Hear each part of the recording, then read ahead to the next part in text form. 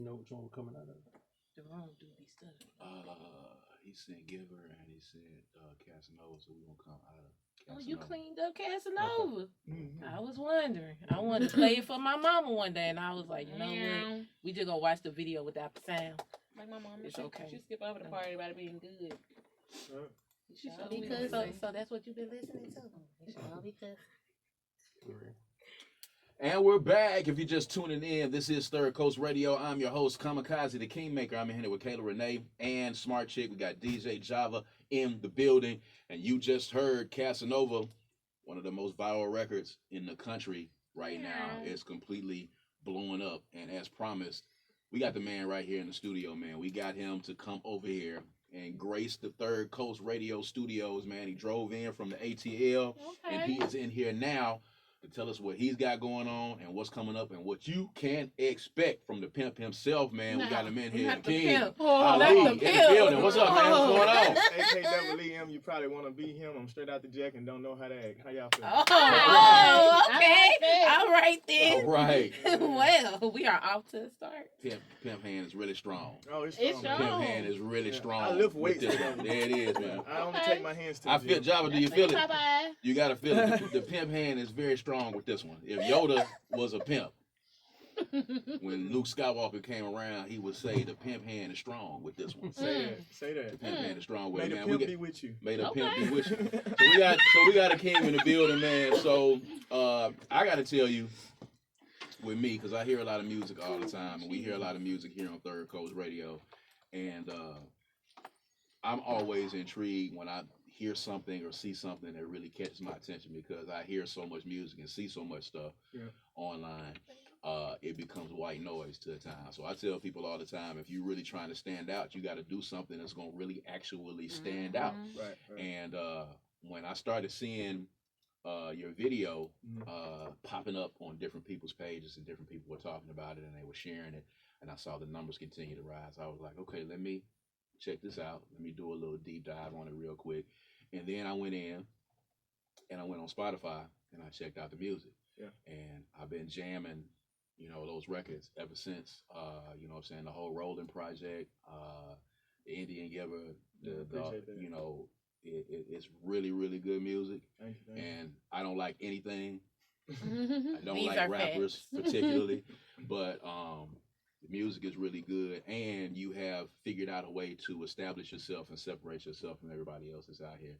And I think that's a really, really good thing. So let's just talk about a little bit of the background on Akeem Ali. Tell everybody where you're from, neighborhood you're from, your school you went to, and how you got yourself to where you are today, to having one of the most viral videos, as we just saw on Facebook, Instagram, Twitter, all those things, man.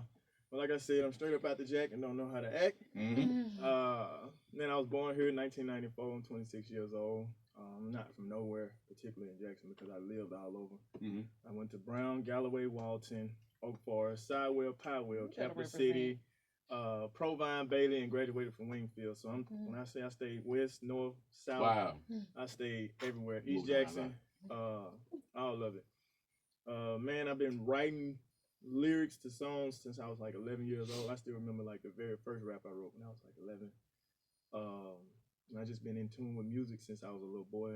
I sung in the choir when I was young. Started taking writing seriously, consistently when I was like 15 in the 9th grade.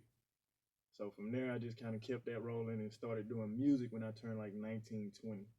And from there, man, it grew into what you see today. So, you are currently residing in the ATL, but, you claim Jackson is home, and a lot of people have been rallying around, the new video and the new project. So talk about how the Casanova video came about and what sparked, that level of creativity for you to put that together. Man, I study music a lot outside of listening to it. I feel like studying music and just kind of like digging deep into it is a part of my job as an artist. With whatever you're doing on your job, you know what I'm saying, you got to do your research, you got to look into stuff. So I study rhyme schemes, I study singers and the notes that they hit, and I study bridges and hooks and beats and production and stuff like all day.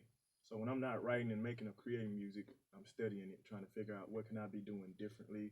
How can I incorporate this or that into my sound and make it sound really good?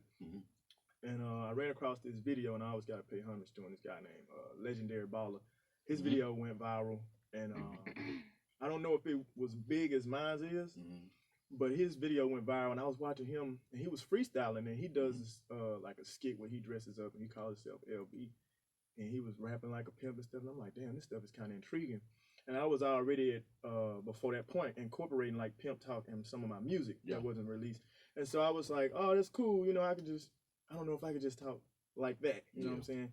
And so one day I heard a beat, the beat that the Akeem Ali song was on. I heard the beat, and I was just like, man, you know what? I got to making sounds and stuff to myself. Baby. And I was just like, okay, I can do this. Let me just, you know, Mac Daddy, let me get it started. And I was like, all right, I'm going to go ahead and write something.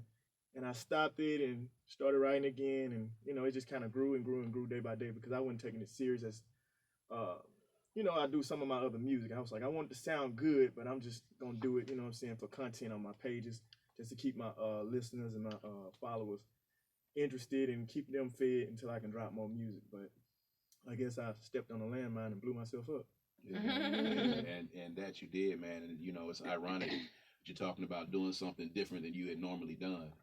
Right. You know, stepping outside of your box, and, you know, tell artists all the time, that's kind of where the sweet spot is. Yeah. And that's kind of where you kind of figure out if you are going to, you know, really get other people to start buying into your music and buying into your persona. So talk about the new project that's out right now.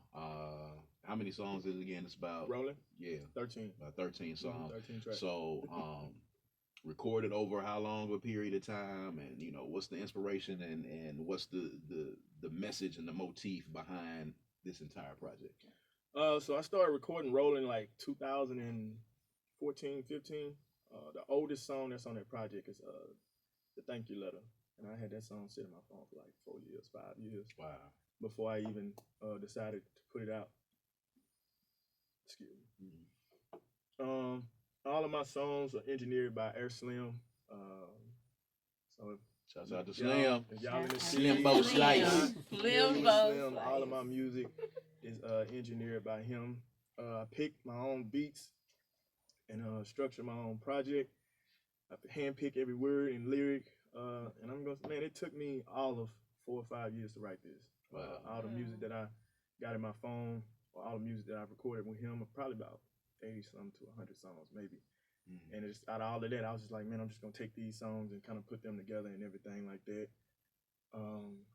Rolling, I decided to name the project Rolling because it's something I'm always like saying, something I'm always doing. The word can be played off so many ways. You know, when I wake up, I just say, let me get the ball rolling.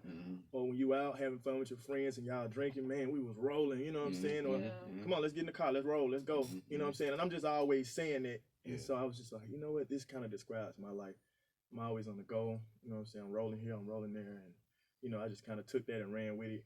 And I did have that song from like 4 or 5 years ago. But once I made this actual song Rolling, that kind of took the lead for how I was going to structure the rest of the project. So I kind of built everything around that. And yeah, man, that's that.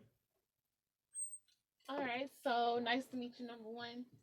But you did mention that you are now residing in Atlanta. Okay, so would you say that moving from Jackson to Atlanta, do you think people are more receptive to your music there? Or, you know, because here, and, you know, most times it's, you know, it's a certain type of genre. So are they more receptive in Atlanta than they are here at home? Yeah, they are more receptive. But I feel like there's some people here who really know music, and those are the people I depend on to be receptive of my music, you know, because it's like, when you're from the South, it's a certain sound. And especially like, I feel like we running hip hop right now. You got everybody up north and on the West Coast trying to sound like the South. So I definitely feel like the people in Atlanta, it's kind of like a melting pot. So they're from different places. So they understand like everything's not going to sound like this. You know what I'm saying? It's like if you go to California and go to the Bay, they got Bay Area music, and that's what's like really dominant out there. You know what I'm saying? Or in Chicago, the drill music is really dominant, and most people expect that stuff to sound like that. And in Mississippi, we got our own sound. It's close, like really similar to like Baton Rouge or that part of Louisiana and stuff like that, because we grew up off like Boosie, Webby, you was influenced by Wayne and stuff like that. So I guess it being different is good and like I don't know, it's a blessing and a curse sometimes. Okay. So I did my research and found out that you went to Texas for a little bit, worked industrial, and stacked your money, and then you said that you became a barber. So it seems like you have a lot of discipline, a lot of work ethic. Where does that come from? Who told you I went to Texas? Don't worry about it. No, I ain't never worked in Texas. I wanted to move to Texas. I wanted to move to Houston before I went to Atlanta. So I was working here. I was close. I went far off. Yeah, I wanted to move to Texas. I was working at a metal plant here for like 8 months called Metal Coaters. And while I was doing that, I was cutting hair. So I was working 12 hours overnight, and I get out of work and go to the barbershop and cut hair. And I was up 2-3 nights, sometimes a week straight, from